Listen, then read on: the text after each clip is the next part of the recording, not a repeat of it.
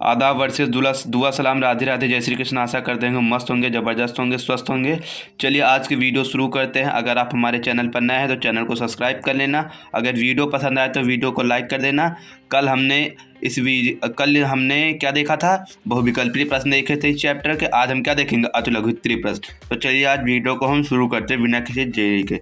चलिए हमारा पहला प्रश्न क्या है कि 3.2 कूलम आवेश कितने इलेक्ट्रॉन द्वारा निर्मित होंगे। तो क्या हमें दिया क्या है? Q बराबर कितना है? 3.2 कूलम और N हमें ज्ञात करना है। तो फार्मूला क्या होता है? Q बराबर NE होता है। तो हमें Q दे रखा 3.2 और N ज्ञात करना है तो E इस तरफ चला आएगा। E का मान कितना होता है? 1.6 × 10⁻⁹ कूलम और N है तो पॉइंट हटाएंगे तो कितना हो जाएगा? N बराबर आ जाएगा 2 × 10⁹ ये हो जाएगा हमारा इलेक्ट्रॉन। ये हमारा हो जाएगा आंसर।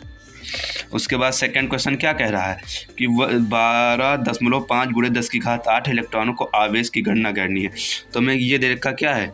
हमें N दे रखा है 12.5 × 10⁸ इलेक्ट्रॉन दे रखा है और निकालना क्या है? हमें आपकी Q निकालना, आवेश की संख्या बात कर रहा है ना, और फार्मूला फिर यही लगा देंगे। तो Q हमें निकालना है। N दिया हुआ है 12 × 10⁸ और उसके बाद हम करेंगे 1.6 × 10⁻, कितना? 10⁻⁻19 कूलम। अभी से हम सॉल्व करेंगे तो 16 दूना 32 होता है। उसके हासिल आ जाएगा 3 और 16 एकम 16, 17 18 19 और कितने अंक बाद दशमलव? 1 अंक बाद दशमलव लगा है और 19 में से 8 जाएगा तो इंटू 10⁻, कितना हो जाएगा? 11 कूलम हो जाएगा। तो Q का मान कितना आ रहा है? इतना आएगा। अब चलिए सेकंड क्वेश्चन पर चलते हैं। ये कह रहा है यदि शुद्ध जल का पराविद्युतांक 81 है तब इसमें निरपेक्ष की वैद्युशीलता निकालनी। क्या निकालनी? निरपेक्ष की वैद्युशीलता। तो एप्सिलॉन बराबर क्या होता है? K epsilon not. ये इसका फार्मूला होता है, इसे याद कर लेना सब लोग। ये फार्मूला होता है। हमें निकालना क्या? एप्सिलॉन निकालना है। एप्सिलॉन निकालना है तो K का मान कितना दे रखा है? 81 दे रखा है और एप्सिलॉन नॉट का मान कितना होता है? 1.72 इस करके है 10⁻⁻12। अब जब इसे सॉल्व कर लेंगे तो कितना आ जाएगा? एप्सिलॉन का मान आ जाता है 7.24 × 10⁻12 आ जाएगा इसका मान, इसे जब सॉल्व करेंगे। चलिए आगे देखते हैं। एक इलेक्ट्रॉन आवेश पर इलेक्ट्रॉन होते हैं। कह रहा 1 कूलम आवेश पर इलेक्ट्रॉन होते। तो हमें क्यों कर 1 कूलम दे रखा है और N निकालना है। वही वाला फार्मूला फिर से लगा देंगे, Q बराबर NE वाला फार्मूला। तो Q कितना दे रखा है? 1 दे रखा है। उसके बाद 1.6 × 10⁻⁹ निकालेंगे। उसका N जब सॉल्व करेंगे, इसे सॉल्व करेंगे तो क्या आ जाएगा? -625 × 10⁻⁹ आ जाएगा। अब जब पॉइंट इधर कर देंगे तो 6.25 × 10⁻18 इलेक्ट्रॉन्स होते हैं। ठीक, ये तुमको बहुविकल्पी में भी देखने को मिल जाएगा कहीं कहीं। ये क्वेश्चन इंपॉर्टेंट की कैटेगरी में से इंपॉर्टेंट डाल लेना। चलिए अगला प्रश्न देखते हैं। 2 बिंदु आवेश के बीच स्थिर वैद्युत बल F है। यदि दोनों आवेशों के उतने ही दूरी पर जल के 18 में रख दिया जाए तो उनके बीच बल कितना होगा? तो बल मान लेते हैं 1/4πε0। बल का पहले का फार्मूला रख देंगे। मान लेते हैं पहला Q1 था, दूसरा Q2 है। उसके बाद कितने इसके बीच की दूरी r² हो गया। अब दूसरे में हम इसका भी K मान नहीं रखते हैं तो K कर लेंगे। उसके बाद क्या हो जाएगा? Q1 Q2 अपन r² हो जाएगा। और जब इसे सॉल्व करेंगे तो F' कर देंगे तो 1/4πε0 ऊपर वाले का हो जाएगा 1/4πε0 Q1 Q2 r²। इसको भी यही होगा 1/4πε0। उसके बाद K हो जाएगा और Q1 Q2 r²। इससे ये कैंसिल, इससे ये कैंसिल, F'/F। उसके बाद 1/K बच जाएगा। तो F' इक्वल टू कितना हो जाएगा? F का मान कितना दे रखा है? 80। तो इसका ये हो जाएगा सही आंसर, यानी कि 1/80 गुना हो जाएगा। अब अगला क्वेश्चन क्या रहा है? कूलम के नियम का सदिश रूप। क्या है क्वेश्चन? कूलाम के नियम का सदिश रूप। तो कूलाम के नियम का सदिश रूप क्या होता है? F12 equal 1/4 pi epsilon not Q1 Q2 upon R³ into R dash, उसके बाद जाएगा 2 1 हो जाएगा। ये होता है सदिश रूप। ये तुमको जब 1 नंबर में पूछा जाएगा ऐसे, अन्यथा उसका हम डेरिवेशन करके बताएंगे। डेरिवेशन में जो हम वेक्टर बना के सॉल्व करते हैं वैसे करेंगे, उसको हम लघुत्तरी में देख लेंगे। अब क्वेश्चन 7 कह रहा है 2 बिंदु आवेश के वायु में एक निश्चित दूरी पर रखने पर उनके बीच 80 न्यूटन का बल कार्य करता है और इन्हीं आवेशों को एक परावैद्युतांक में रख दिया जाए तो उन पर बल का मान 8 न्यूटन हो जाता है। माध्यम का परावैद्युतांक ज्ञात करना है। कह रहा है 2 बिंदु आवेशों को वायु में एक निश्चित दूरी पर रखने पर उनके बीच बल कितना हो जाता है? कह रहा हमें जो F दे रखा है कितना है? F दे रखता है 80 न्यूटन पहले में रहता है, जो F डैश बाद में हो जाता है कितना हो जाता है? 8 न्यूटन हो जाता है। हमें ज्ञात क्या करना है? K का मान ज्ञात करना है। तो K बराबर क्या हो जाएगा? F डेंसिटी में निकाल लेंगे। डेंसिटी क्या है? घनत्व किसी भारी चीज़ में F, और उसके बाद F एयर में कौन सा है? 8 न्यूटन 80/8 हो जाएगा। इसे जब डिवाइड करेंगे तब 10 आ जाएगा। तो K का मान कितना आ जाएगा? K का मान आ जाएगा 10। ठीक है, जो हो जाएगा। चलिए अगले प्रश्न पर चलते हैं। वैद्युत क्षेत्र की तीव्रता का मात्रक व परिभाषा।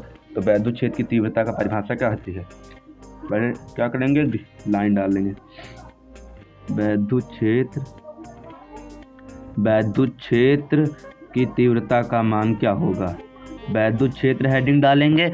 वैद्युत क्षेत्र क्या होता है?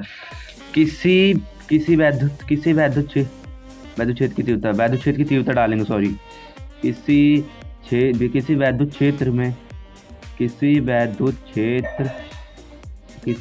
क्षेत्र में एकांक धन आवेश को, किसी वैद्युत क्षेत्र में एकांक धन आवेश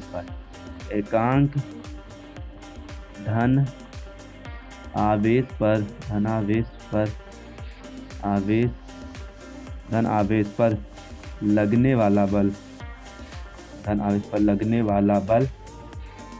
वाला बल उस स्थान पर, सिर्फ उसी स्थान पर, उस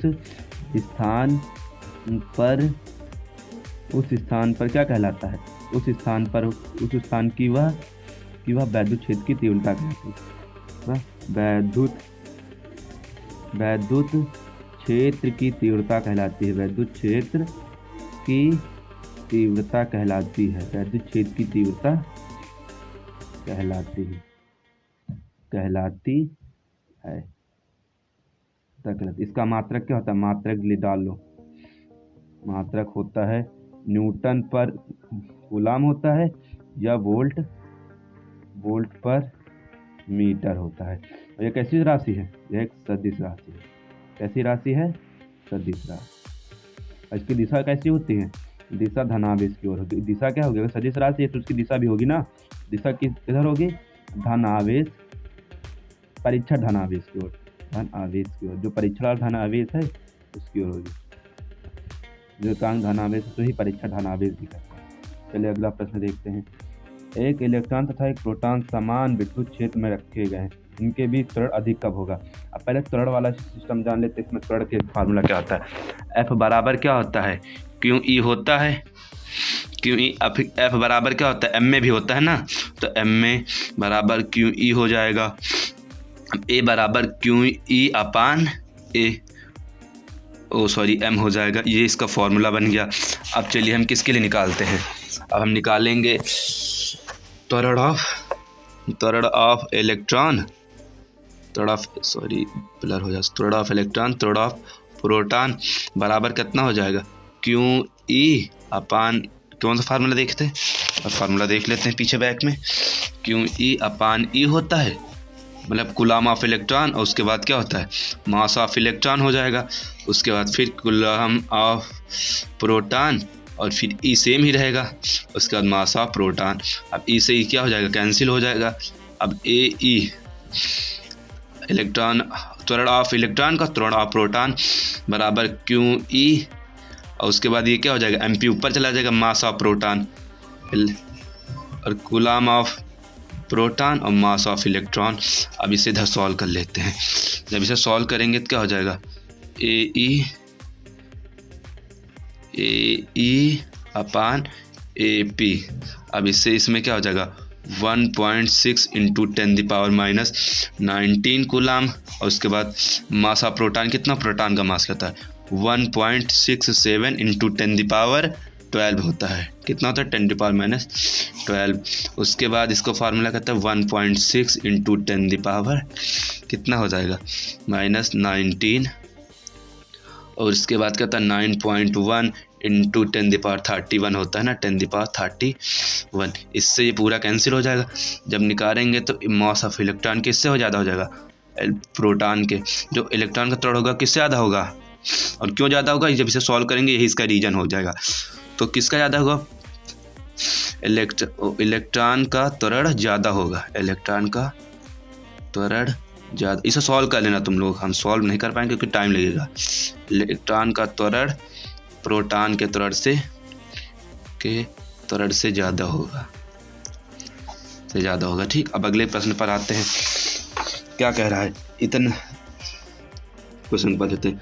5.2 इंटू 10⁸ कूलाम बिंद आवेश से कितनी दूरी पर विद्युत क्षेत्र की तीव्रता कितने 450 वोल्ट पर मीटर होगी। तो हमें क्या निकालना है, विद्युत क्षेत्र की तीव्रता ई बिंद आवेश। तो हमें ई दे रखा है, क्या दे रखा है, ई दे रखा। अब क्वेश्चन देखते हैं, ई बराबर क्या दे रखा है 5.2 क्वेश्चन देखा 5.2 इंटू 10⁸ कूलाम बिंद आवेश से कितनी दूरी पर विद्युत क्षेत्र की तीव्रता इतना होगी। तो ई का फार्मूला क्या होता है 1/4πε0 और उसके बाद Q/R³ होता है ना। हमें निकालना क्या, R³ निकालना है। और हमें आवेश बिंद आवेश भी दे रखा है। और ई का मान कितना 450 दे रखा है। और इसका मान कितना होता है 9.9 टू 10⁻9 होता है। 9.1 इंटू 10⁻9 इंटू क्यू का मान कितना दे रखा है 5.2 इंटू 10⁸8। अब इसे तुम लोग कर लेना सॉल्व। उसके बाद अपान R³ दे रखा है। अभी तुम इसे सॉल्व कर देना, इतना हम नहीं कर पाएंगे, इसके आगे हमें करने में टाइम लग जाएगा, इसलिए तुम लोग कर लेना। मैं तुम्हें कॉन्सेप्ट बता दिया। अब वैद्युत द्विध्रुव क्या है, तो हेडिंग डाल लेना पहले वैद्युत द्विध्रुव। वैद्युत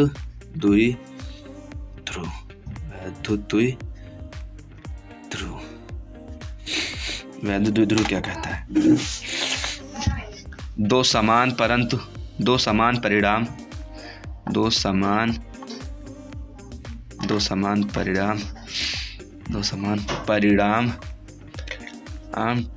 परंतु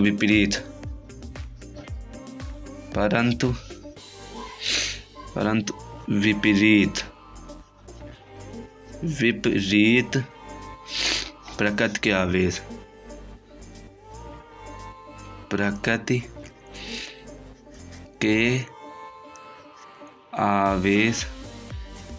प्रकृति के आवेश को अल्प दूरी पर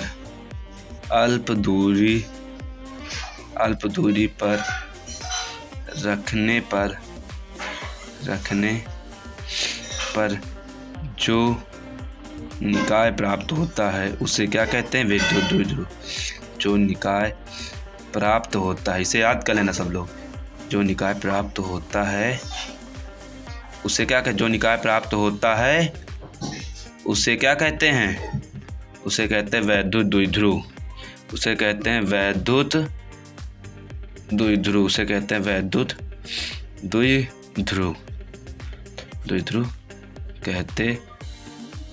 हैं, उसे कहते हैं वैद्युत द्विध्रुव। अब अगला वैद्युत द्विध्रुव पर क्वेश्चन है। एक माइक्रो कूलाम के दो बराबर एवं विपरीत प्रकार के आवेश 2 mm दूरी पर रखे गए द्विध्रुव आघूर्ण ज्ञात कीजिए। ये क्या है, एक माइक्रो कूलाम के मान लेते हैं माइनस का, प्लस का मान लेते हैं। एक माइक्रो कूलाम का है और ये क्या है, इसकी संरचना कैसे बनती देख लो। माइनस का 1 माइक्रो कूलाम, इसके बीच की दूरी कितनी है 2 mm है। अब इसे सॉल्व करते हैं। इसका फार्मूला क्या होता है, P बराबर होता है Q इंटू 2L होता है फार्मूला। अब P का मान रखेंगे कितना, 1 माइक्रो कूलम की बदलेंगे तो कितना 10⁻⁻6 और 2 इंटू L का मान कितना है 2 mm के लिए कितना बदलते 10⁻3। जब इसे सॉल्व करेंगे तो 2 4 2 दूना 4 हो जाएगा 4, उसके बाद 10⁻⁴ कितना हो जाएगा 3 और ये ऐड हो जाएगा ना, जब माइनस माइनस हो तो 10⁹ और कितना, इसका मात्रा क्या होता है वोल्ट इंटू मीटर होता है, वोल्ट नहीं sorry coulomb into metre, sorry coulomb into metre होता है। अगला क्वेश्चन देखते हैं क्या कह रहा है। कह रहा है 2 कूलम के 2 बराबर, इसी तरीके ये भी होगा तो हम डायरेक्ट में फार्मूला लगा के सॉल्व कर देते हैं, Q इंटू 2L। अब हमें Q कितना दे रखा है 2 कूलम, 2 इंटू 2 और L का मान कितना 0.4 है, तो 2 दूना 4 और 0.4 सॉरी, तो कितना हो जाएगा, क्यों 2 रखा 2 दूना 4 हो जाएगा और इसके बाद इसे सॉल्व करेंगे 0.08 कूलम इंटू मीटर, इसका आंसर आ जाएगा P बराबर इतना आ गया ना। अब चलिए आगे देखते हैं। ये सारा बहुत ही ज़्यादा इंपॉर्टेंट क्वेश्चन है, इससे ज़्यादा इंपॉर्टेंट क्वेश्चन और नहीं तुम्हें मिलेगा, इसे ध्यान से सब लोग ने देखना। 2 एक जैसे विद्युत द्विध्रुव AB तथा CD जिनके प्रत्येक के द्विध्रुव आघूर्ण P हैं और 120 डिग्री पर चित्रानुसार रखे गए हैं, इस संयोजन का परिणामी ज्ञात करो। यदि प्लस x दिशा के एक समरूप विद्युत क्षेत्र E आरोपित है तब संयोजन का कार्य करने वाले बल आघूर्ण का मान। अब इसमें देखिए क्या दे रखा है, द्विध्रुव आघूर्ण जहाँ प्रत्येक का द्विध्रुव आघूर्ण P है और इसके बीच का कोण कितना है, इसका फिगर देख लेते हैं। ये ऐसा फिगर बनने वाला है इसका, ये इसका फिगर दिया हुआ है। ये एक आघूर्ण हो गया, एक ये आघूर्ण हो गया, ये हो गया DC हो गया, AB हो गया और इनके बीच का कोण कितना है 120। इसका परिणामी कितना है, इसका P हमें P निकालना है, तो आघूर्ण और प्रत्येक का वैद्युत द्विध्रुव आघूर्ण कितना दिया हुआ है P दे रखा है, इसका परिणामी निकालेंगे। तो परिणामिक सूत्र का तब a square plus b square plus 2ab cos theta 2ab, तो ab और cos थीटा 120 हो जाएगा, cos थीटा कितना हो जाएगा 120। अब जब इसे सॉल्व करेंगे तो p बराबर आ जाएगा √p² आ जाएगा, ठीक। अब इस p बराबर क्या हो जाएगा p, ठीक, इसका परिणामी ये आ जाएगा P बराबर P। अब इसका एक नया फिगर जो बन के आएगा ये देख लिया ऐसा होगा, इसका जो नया फिगर बनेगा वो कुछ ऐसा होगा। इसका अब ये एक हम थोड़ा टाइम लगेगा बनाने में फिगर, तो फिगर को बनाते हैं। ये इसका एक हो गया और एक ये वाला हो गया, इसका परिणामी कहाँ होगा, ये होगा इसका परिणामी। और एक्स अक्ष से कितना एंगल बनाएगा 30 एंगल पर, एक्स अक्ष से कितनी दूरी पर, एक्स अक्ष से कितनी दूरी पर 30 एंगल की, और इससे कितना हो जाएगा ये 60 हो जाएगा या 30 हो जाएगा, टोटल ये जो यहाँ से यहाँ तक का ये 120 हो जाएगा। ये इसका एक्स अक्ष से 30 डिग्री पर बनेगा। अब हमें और एक और कुछ निकालने को कह रहा, देखते हैं क्या कह रहा। तब संयोजन पर कार्य करने वाले बल आघूर्ण, अब हमें टाउ भी निकालना। अब टाउ का फार्मूला क्या होता है PE cos थीटा होता है, क्या होता है PE cos थीटा। अब हमें PE तो पता नहीं क्या होगा, P और E और इसका जो थीटा कितना है cos थीटा cos 30 डिग्री। अब टाउ बराबर क्या हो जाएगा, और cos 30 का मान होता है 1/2 ना, तो 1/2 PE, ये इसका हो जाएगा टाउ वैद्युत आघूर्ण। अब चलते वैद्युत फ्लक्स की मात्रक और परिभाषा। वैद्युत फ्लक्स, ठीक, वैद्युत फ्लक्स, इसकी परिभाषा याद कर लेना। वैद्युत फ्लक्स की परिभाषा क्या होती है, एकांक पृष्ठ से गुजरने वाले वैद्युत बल रेखाओं के मान को एकांक पृष्ठ से गुजरने वाले बल रेखाओं के मान को रेखाओं के मान को क्या कहते हैं, वैद्युत फ्लक्स कहते हैं। मान को क्या कहते हैं वैद्युत फ्लक्स कहते हैं। क्या कहते हैं? वैद्युत फ्लक्स कहते हैं। ये याद रखना, वैद्युत फ्लक्स कहते हैं, वैद्युत फ्लक्स कहते हैं। इसका मात्रक क्या होता है? इसका मात्रक होता है newton metre square upon coulomb. इसका मात्रक होता है newton metre square upon coulomb. इसका मात्रक हो गया। इसका फिगर ऐसे बनेगा, कुछ देख लो। मान लीजिए एक चादर हो गई, ये एक चादर, ये एक पृष्ठ हो गया, ठीक है। और इससे बल्ब रेखाएं कैसे निकलेंगी? ऐसे करके निकलेंगी, ऐसे करके निकलेंगी। वो पीछे से आगे को दिखाएंगे, 3D डायमेंशन में बनता है ऐसे करके फिगर इसका। अब कह रहा एक समान वैद्युत क्षेत्र सदिश ई बराबर इतना देख रहा है, और पृष्ठ कितना दे रखा है? इतना दे रखा है। इसका फार्मूला भी लिख ली इधर। फाई ई बराबर होता है ई ए, ठीक है। इसका फाई का इसका फार्मूला होता है। अब हम यही फार्मूला लगा देंगे इधर। फाई, हाँ, ये फाई की जगह कुछ क्यों बन गया? फाई ऐसे बना जाता है। ई बराबर फार्मूला कहता है ई ए होता है। तो हमें ई कितना दे रखा है? ई की जगह पे हमने फाई ई लिख दे पहले। उसके बाद ई का मतलब कितना दे रखा है? 2i cap.